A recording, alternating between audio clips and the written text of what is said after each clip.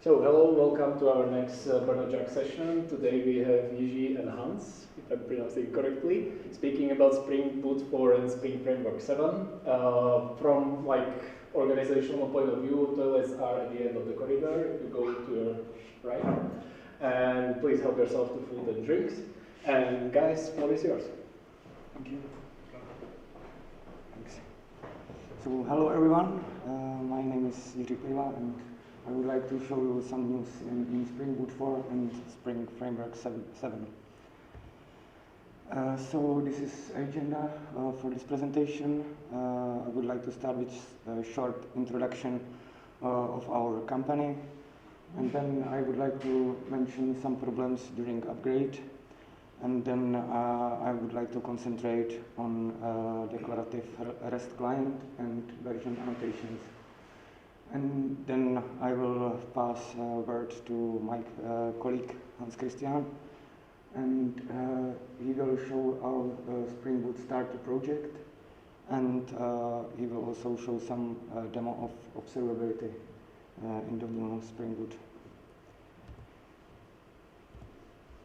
Yeah, so our company is called Paperfly.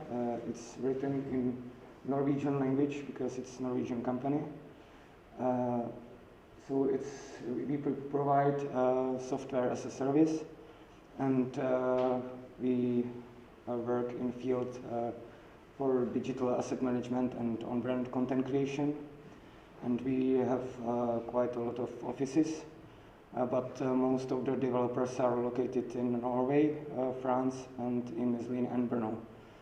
So me and Hans Christian, we are working in Zlín, because Java team is located just in Zlín. Yeah, and we have quite a big number of users, and also some big customers. We can mention, for instance, Mercedes-Benz or BMW. So if you are more interested in our company, you can check our website, paperfly.com. I would like to mention something about our backend architecture. So we have around 130 microservices, and around 50 of them are in Kotlin language. So for all the new microservices, we use Kotlin as the main language, but we also use like C# and Java and other languages, PHP also for other microservices. We use Spring Cloud Gateway, this reactive version, and all the microservices are deployed in AWS in Elastic Kubernetes service. We also use databases, Oracle and PostgreSQL, and for the communication with database, we use Spring JDBC template, Hibernate, and JOOQ library. For the messaging, we use RabbitMQ and also the AWS SQS, which is the simple queue service. And for the CI/CD, for all the builds and deployments, we use Bitbucket pipelines. Yeah, so at the beginning, I would like to say that if you have any questions, then just ask immediately, and yeah, so I think that's the best. These are news in Spring Framework and Spring Boot 7, Spring Boot 4.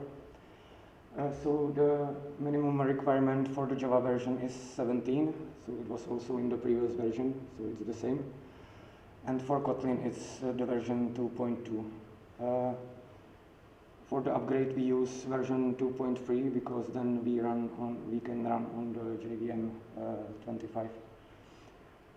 The new Spring Framework is using Jakarta EE version 11, and it supports GraalVM version 24 for native image support.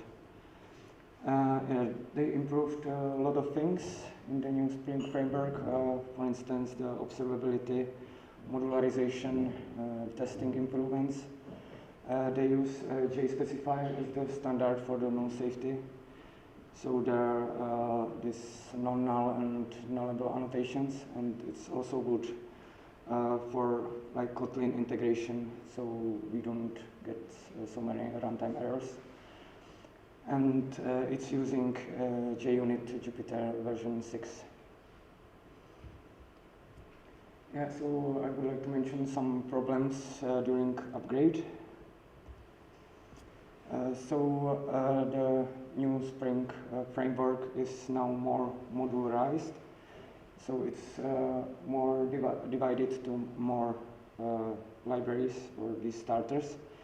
So, for instance, like all these dependencies were previously included in this Spring Boot starter, but now we have to add dependencies, for instance, for the Spring Boot starter cache, because we use the cacheable annotation, and also for the Jackson and JDBC, and all these like starter dependencies also have these test versions.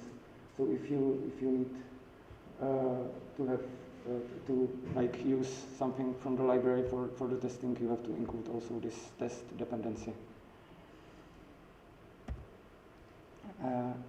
Yeah, so there were some deprecated methods.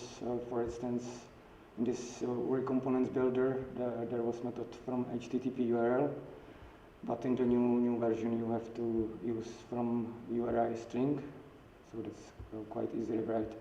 And also, for instance, this new URL constructor is deprecated, and you should use this. You should construct a URI class and then call to URL and then open connection if you need it. There were also some changes in properties. So now, like instead of server.error, you have to write spring.web.error, and this includes message properties. And we have these properties in our Spring Boot starter, and so it means that it's applied in all our microservices. So I would really recommend to have these properties set, so you can see like all the error messages.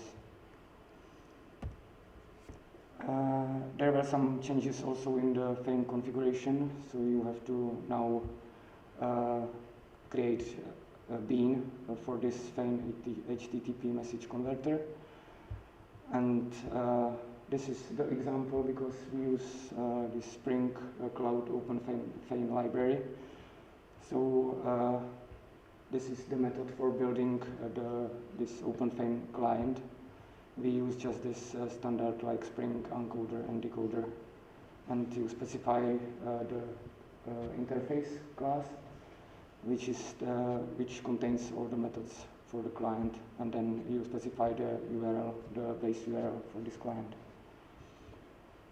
Yeah, and because this is also copied from our Spring Boot starter, we use this conditional on missing bean annotation, so it can be overridden in like the projects which uses our parent.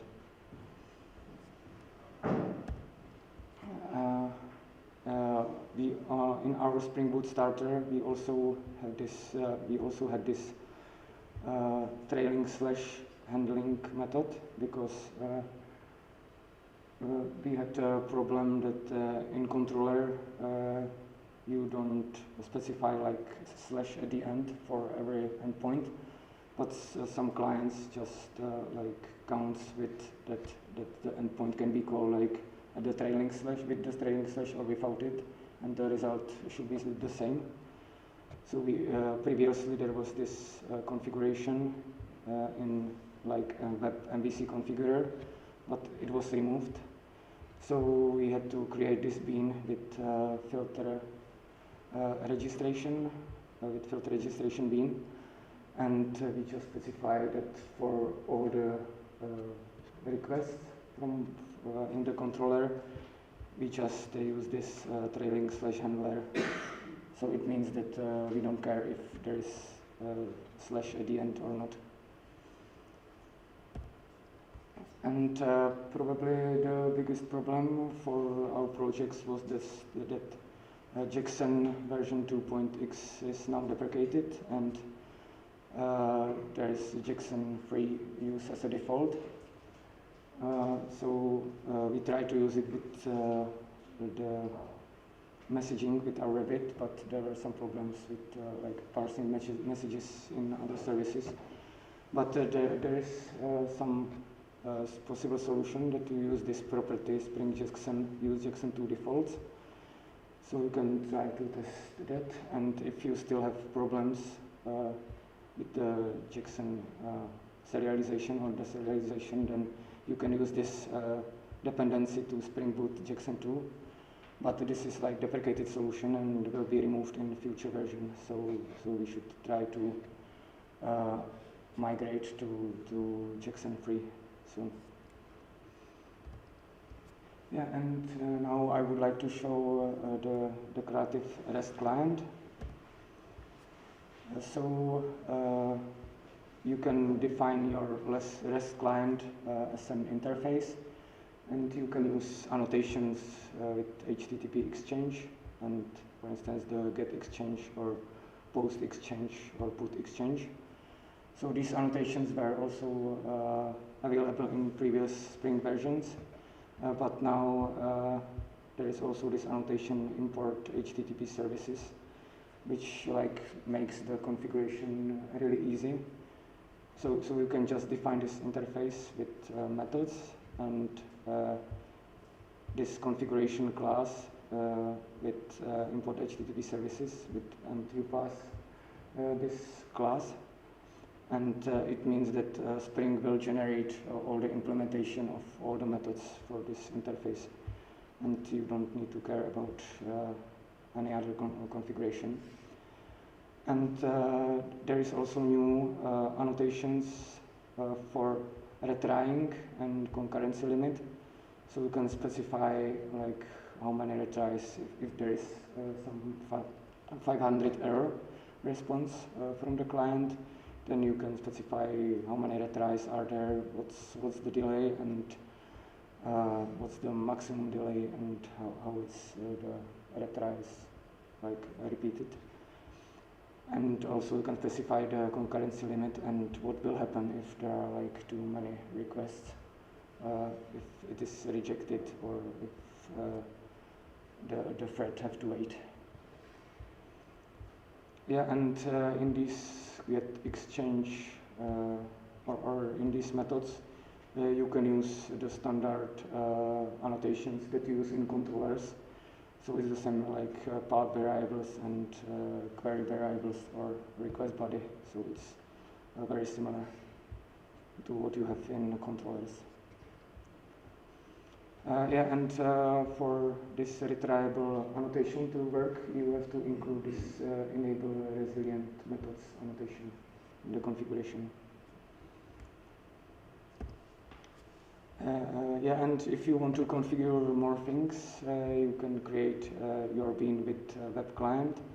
So this is the async implementation of the web client, and you can specify the response timeout and connect timeout, and then you can, for instance, configure the base URL for all the services.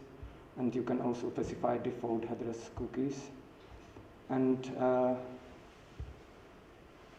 what I haven't mentioned in previous slide was that you can also use version attribute in this annotation, and it means that this version attribute will be sent to this request, with this request. But if you use this attribute, you have to specify how the version will be sent. So you have to set the API version inserter, and in this case I use this inserter, which will send the version in the header, which is called x-version. But you can also use query parameter, or you can use some path variable and so on. And yeah, I just specified the bean which will create the web client service. So this is this will just use the web client and yeah, configure the interface.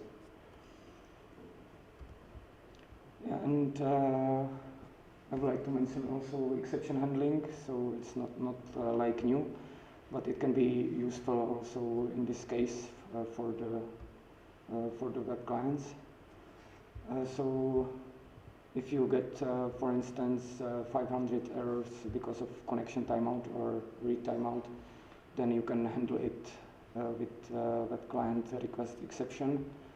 And in this case, I will just return some bad gateway response status, but you can handle it how you want. And if you get some non-200 response from the web client, it will also throw exception. So it means that it will probably return 500 errors from your controller, but you can also handle it with this exception handler with parameter web client response exception. And in this case, I will just return the same status that it was returned from the external service. So for instance, if the external service returns 404, I will also return 404 with the same response body. So if you are resending request from one service to another, it's like easy way to just resend also the response, and it will work for all the clients. Another like new thing that I would like to mention is API versioning. So this is the example of a standard REST controller, and in the request mapping for the REST controller, you have now the version parameter. So it means that this version will be used for all the endpoints that are in this controller, but you can also override it for like each endpoint. So in this first endpoint, the version 1 will be used, but we just override it for this second endpoint. And I just use this strange example for the version because the standard version parser just ignores whatever characters are at the beginning of the version. So you can write like v2 or version 2 or whatever ASDF2, and still it is parsed as a version 2. And also this version parser parses the version with like in a standard way that you have this major number, minor number, and patch number. But you can omit like these two numbers, so you can have just version 2 or version 2.0 or version 2.0.0. So it's and it's considered the same. Yeah, so if you want to configure this versioning, you can implement this WebMVC configure, and you can override this configure API versioning method. And here you can specify how the version will be processed. So for instance, you can use the method use path segment with parameter 1. So it means that you will have the API on the path /API/1/ something. So the one means the second path segment because it's counted from 0. And you can use request header. So it will parse this request header and try to get the version from it. You can use query parameter with this name, or you can use media type parameter, and you can specify it for different media types. So you can say that for content type application JSON, you will use this name. So in this case, I use like for all the media types, I use this name, and that means that the client will send the header, accept header, with, for instance, application/JSON semicolon version equals something. And yeah, it's parsed from that. And it's nice that you can combine like all of these together, and it's processed in this order. So it means that first it will use the path segment and tries to find the version there, And if it's not there, it will try to parse it from request header, and if it's not there, then we will try the other methods. So if you use this builder pattern, and or if you use this configurer and specify it in correct order, then you can combine like all of these types together. And for this path segment to work, you should also configure this path match.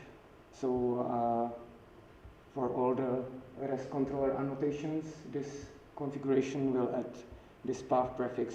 So it means that in all the controllers, you would have like the /API /version as the prefix for all the endpoints. And you can configure also the same things using properties. So you can specify the default API version in properties, and then what should be used for parsing the version. And there are also some advanced configuration options for the API versioning. So as I mentioned, you can set the default version. So if the client doesn't send the version, it will use this one. You can also specify the version parser.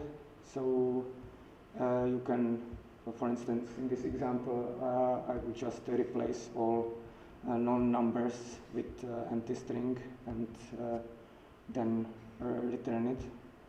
So you can then write any letters in the version, and it will just take the numbers and return it. So you can specify to your own version parser. And you can also specify to your version resolver, and it takes request, HTTP servlet request as an input parameter. And you can get any attributes from the request and just return version that is like appropriate for this request. So in this example, like for all the GET requests, we will return version 1, and for all other methods, we will return version 3. So it doesn't make much sense, but it's just an example. And you can also set the deprecation handler, which is called for all the requests. And for instance, you can just get the version, the major version number, and if it is equal to 1, then you will return a response status 299.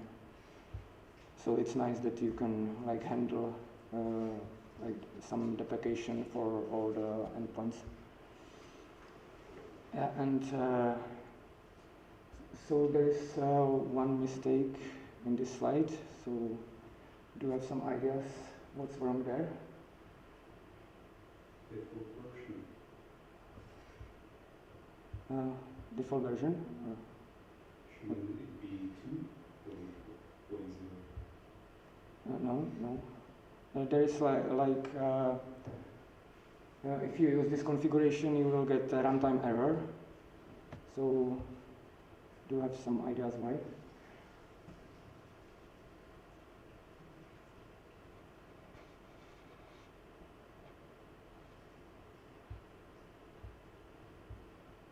So it's the combination of the version parser and the deprecation handler, which is wrong. And it's because you will pass version as a string, but in this deprecation handler, you will cast it to some version parameter. Because the default version parser use this version type, and you can get the get major and minor and like patch versions. But if you override it with string, you will just get the runtime error because you cannot cast it to this version. So this is the correct working version. That the version is string in this case, and you can check if it is equals to 1.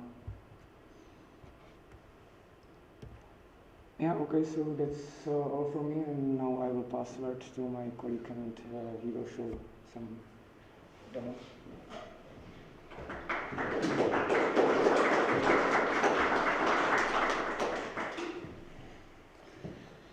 All right. Hans Christian, and I'm from Norway originally. Worked in Papirfly there, but moved to the Czech Republic 2 years ago because all my colleagues were here, so it was lonely at the Oslo office. Before I talk about the OpenTelemetry, Jiří wanted me to show our Spring Boot starter that he has mentioned a few times already. This may or may not be an anti-pattern to have like a common library where you sort of take all your dependencies for all the projects, all the microservices, because each microservice is supposed to be independent and supposed to be standalone and not have any ties to other stuff. But at least for us, we knew that when we created our microservices strategy, that we had a few things that every microservices needed to do. It needed to be authenticated, so it needed to receive an authentication header for every request. It needed to receive or create a correlation ID and pass that on to the other microservices.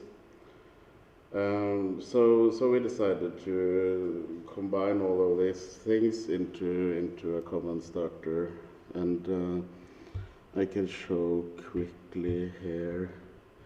So, not going to show much code or anything, but we, for example, then have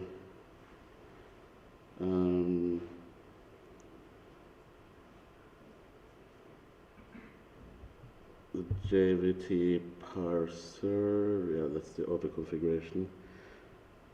Well, feign header interceptor, for example.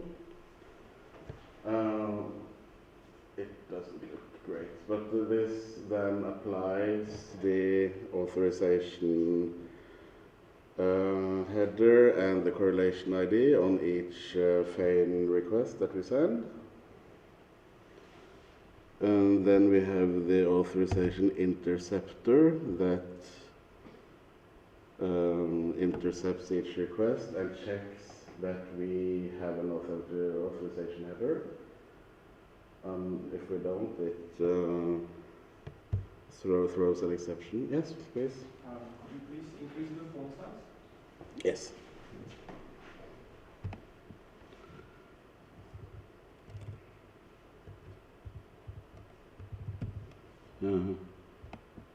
At least that was my intention.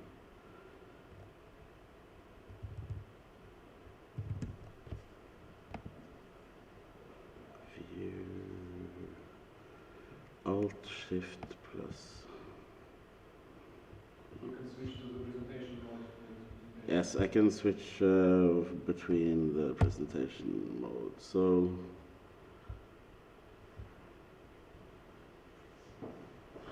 Yeah, so this quick example just checks that we have a header, and then it also decodes the authorization header and gets a few common attributes from the authorization header for us.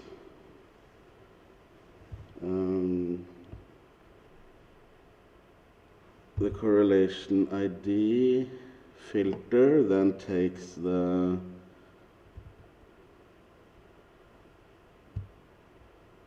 correlation ID from the request, puts it onto the logging attribute common things, so that every log line we print contains the correlation ID, also the session ID and which environment we're running in is also logged.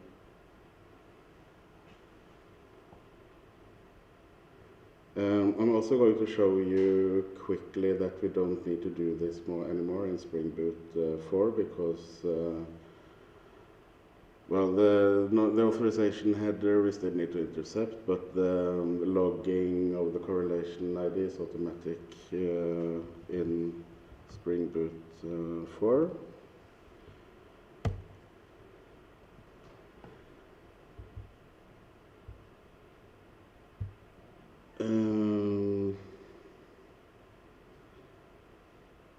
Yeah, I mean, yeah, configuration of Fein is central here, so we,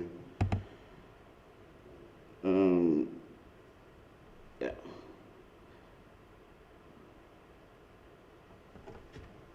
I mean, what other, yeah, so this is sort of the our own auto configuration library, and then we have included the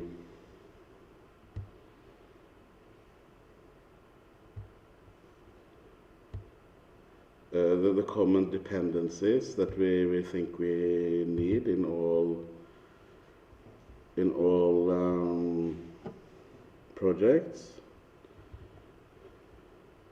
So in this case, it's like the Spring Boot Starter, but we also say that every service we create is a REST service. So we want the web and VC stuff, we want auto configuration, and because we do things in Kotlin, we wanted Kotlin configuration stuff here.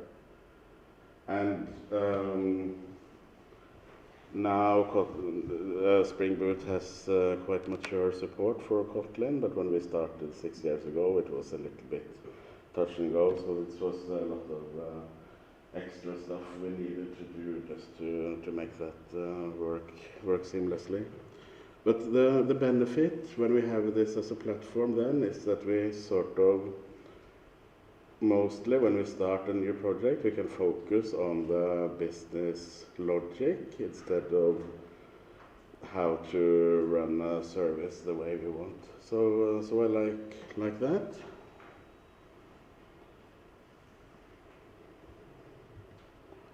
Yeah, so let's quickly, or any other questions to our starter? Maybe I have a question. Have you considered actually splitting the starter into multiple parts to have the option to leave out some of the parts that are not necessary maybe in all microservices? Definitely, and we have started doing that. So if it's possible to see the project structure here. If, for example, we have created our own Top-Ifly Spring Boot Starter test package, which is optional, that shouldn't be, maybe. But then we also have our messaging Rabbit starter and messaging SQS starter. And also, yes, because we're in AWS, we have a S3 starter when we need to communicate with S3. And but so yes, we have thought that we needed to modularize it more to also not bloat it too much. Anything others I should mention, Jerry? No? Good. So one of the other new things is the OpenTelemetry. It's not new, it's something that 3.5 also had support for, but with the initiative to have more specialized packages also in Spring Boot with the module initiative, they have created a new OpenTelemetry Starter, which contains all you need for that.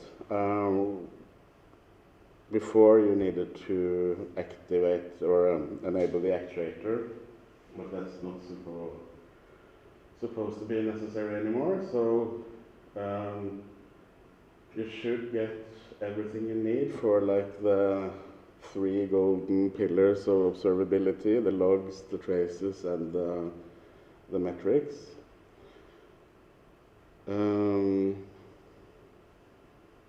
Let me try to show a little bit how this works. So I created a small service here, or 3 services that will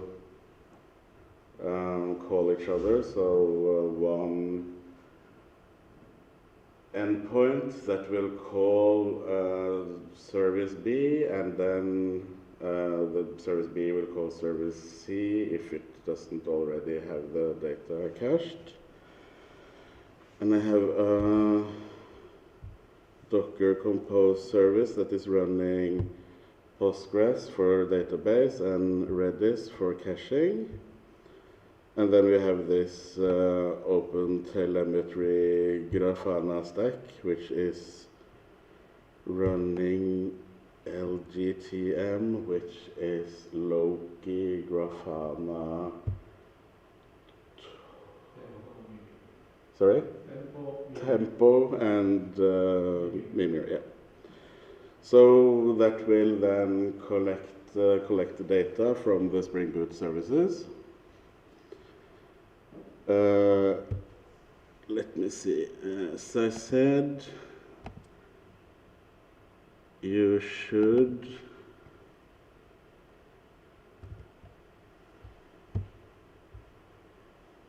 only need the Spring Boot Starter OpenTelemetry for this to work. So I have then included web and included JPA because my AI wanted that when I created this. Postgres, yeah. So the other, this is like a regular small stack for an application. So then in the properties to enable this,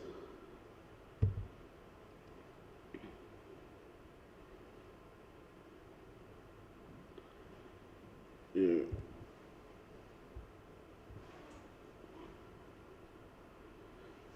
use the management properties. Here you can define how often it will sample to the metrics, if every request will be sampled or just a fraction. And of course there's a performance payment to have, so you don't want to sample every single request in production, but for testing you definitely want that, so you want it on 1. Then you you only define the endpoints for metrics, for tracing, and also logging. I'm not going to focus on the logs here, but just on the traces and the metrics, because we don't we log to or collect the logs into OpenSearch instead of Grafana. So where were we?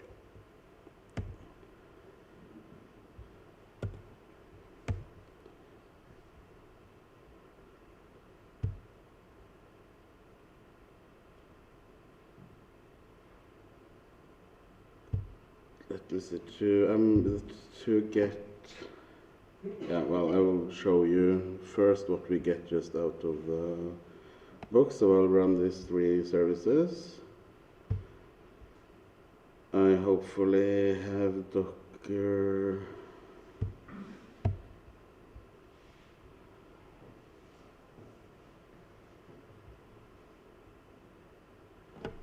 I hopefully have Docker, the other stuff already running.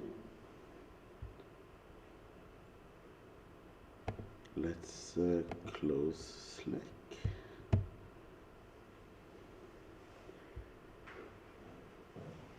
So if I go back to this, and yeah, I already have cheated here, you see, but I have this 8080 endpoint / API orders. So if I just refresh this, it will load and return down, yeah, the same as was there already. But now we should be able then to go into Grafana.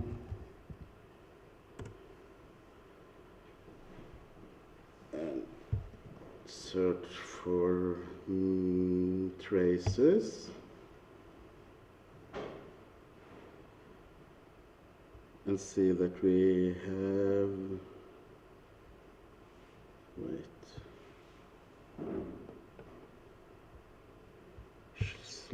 slow traces. Yeah. So here it says that service A was called, and we can go into here and look at the timeline. And then it says that service B was called on the same endpoint, and service B says fetch data from Redis.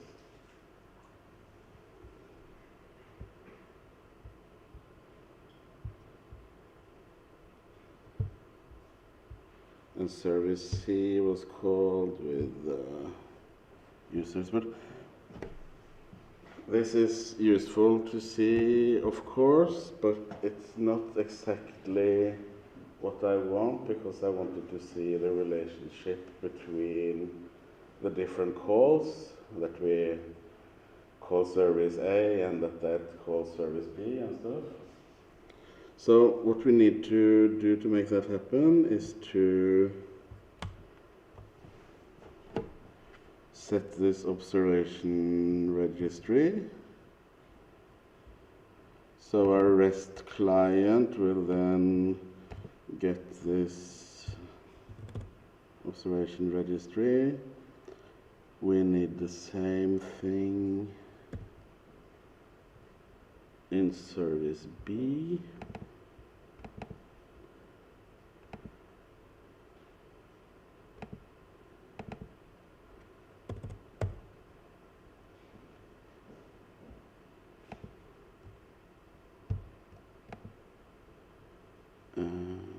Yes. And I will also go into Redis and remove those, because I want to show the difference between calls.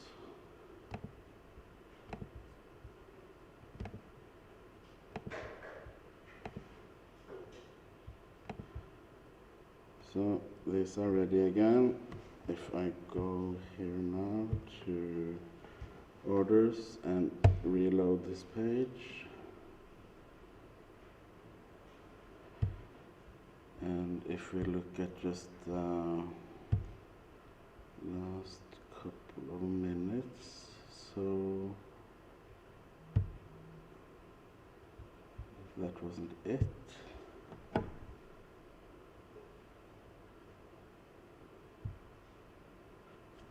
here is more what I wanted to see. So here we can see that we get the API orders request on service A, which does something for some time, and then it calls, or service B is called, which calls Redis, checking if it's cached, find out that it isn't, and needs to call service C. And something for each order, it does something. Yeah. So here you can get sort of, yeah, this is what we want to see when we're looking for the traces. And also then, if I go here and reload this now,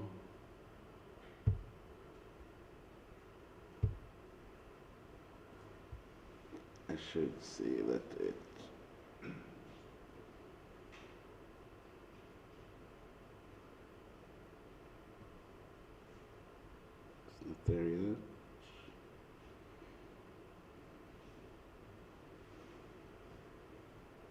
this one.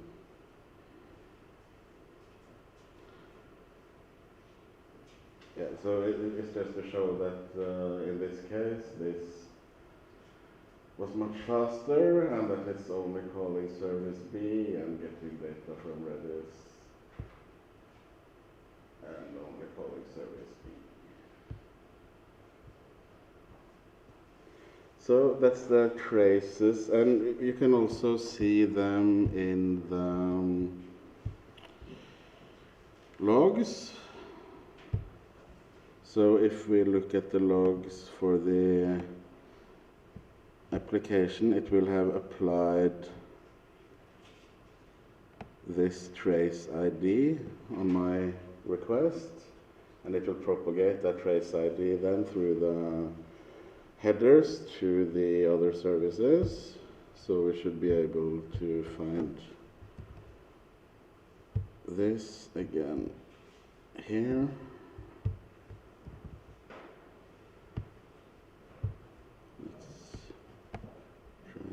Copy.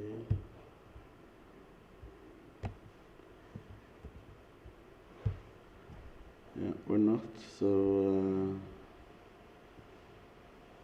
that's a bad example.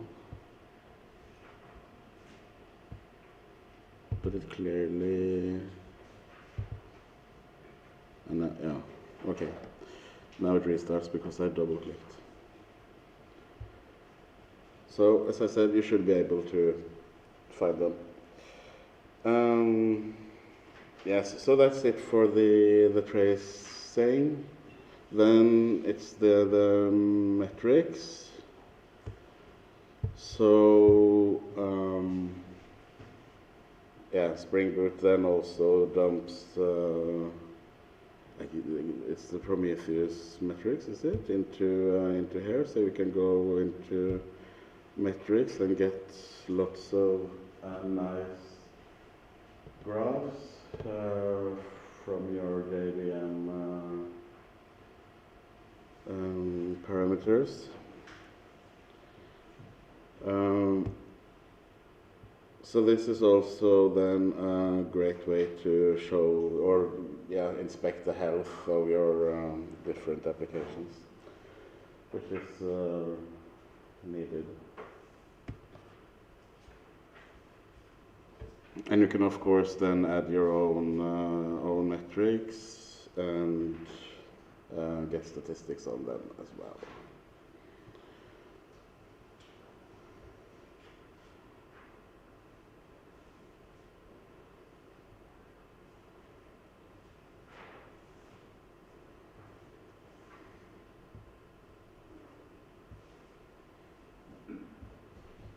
Yes.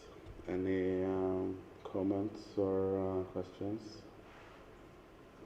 So actually, you said in the slides that actuator is no longer needed. Yeah. But actuator is not only traces or metrics and logs, it's also, for instance, health. And not health in sense of metrics, but health endpoint in Kubernetes. Yeah.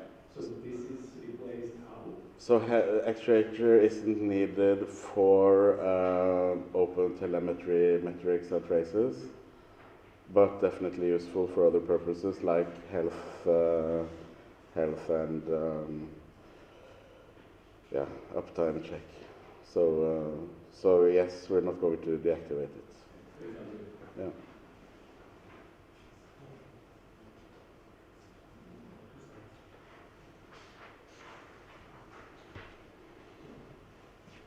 Yeah, no, but then I think